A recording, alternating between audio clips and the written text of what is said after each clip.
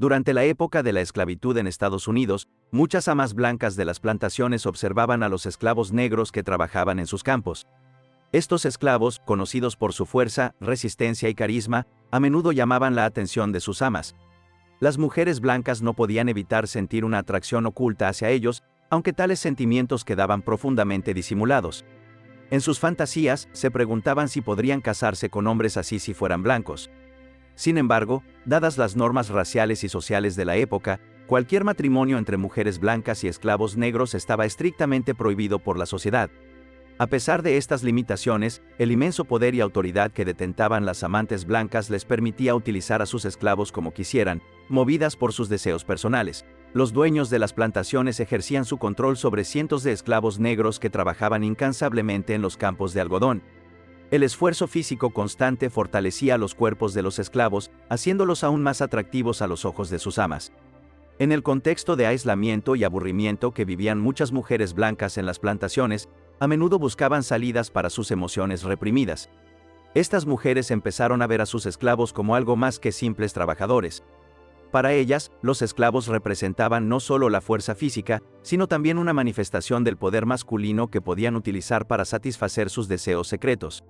Sin embargo, lo que ocurría a puertas cerradas seguía siendo un secreto profundamente oculto. La historia rara vez habla de la agitación emocional y las luchas internas a las que se enfrentaron las mujeres blancas que gestionaban las plantaciones en momentos de desesperación. Sus vidas solían estar condicionadas por sus maridos, que con frecuencia estaban fuera por negocios o mantenían relaciones extramatrimoniales.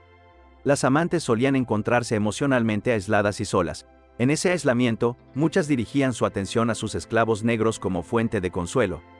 Aunque las normas sociales definían estrictamente su papel y las limitaban a las responsabilidades domésticas, eso no les impedía buscar satisfacción emocional o física en otra parte. Para muchas mujeres, estas relaciones se convirtieron en una forma de hacer frente a sentimientos de vacío, aburrimiento e insatisfacción. Como se encargaban de la casa y dirigían el trabajo de los esclavos, tenían el poder de manipular la situación para adaptarla a sus necesidades. Pero el problema era que la sociedad de la época controlaba estrictamente las interacciones entre las mujeres blancas y los hombres negros, especialmente los esclavos. Estas interacciones no podían ser públicas y, desde luego, no contaban con la aprobación de la sociedad. Pero a pesar de las prohibiciones, aún existen pruebas de estas relaciones. Los registros históricos indican que sí se daban relaciones secretas entre amantes blancas y sus esclavos negros, aunque, en la mayoría de los casos, estas relaciones eran fruto de la coacción.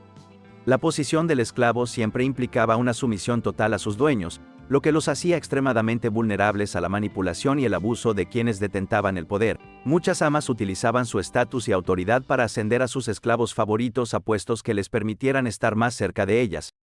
A menudo se les asignaban tareas que les permitían pasar más tiempo con sus amas. El trabajo físico en la plantación, que exigía un gran esfuerzo a los esclavos, se convertía en un puente hacia un contacto más personal, creando oportunidades para interacciones que iban más allá de las tareas típicas relacionadas con el trabajo. Una de las formas en que las amas mostraban su interés por los esclavos era a través de gestos sutiles, como miradas prolongadas, caricias o conversaciones llenas de insinuaciones. Estas muestras de atención solían marcar los primeros pasos hacia el establecimiento de una relación más íntima. Sin embargo, como estos hombres eran esclavos, no podían negarse ni expresar sus opiniones. Estaban obligados a obedecer las órdenes de sus amas, independientemente de sus deseos o sentimientos. Estas relaciones siempre se mantenían en secreto. Si un esclavo se negaba a cumplir las exigencias de su ama o no respondía como se esperaba de él, podía enfrentarse a un severo castigo.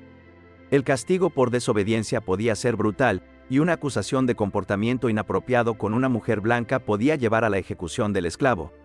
Como resultado, muchos hombres negros se veían obligados a someterse a la voluntad de sus amantes para salvar sus propias vidas.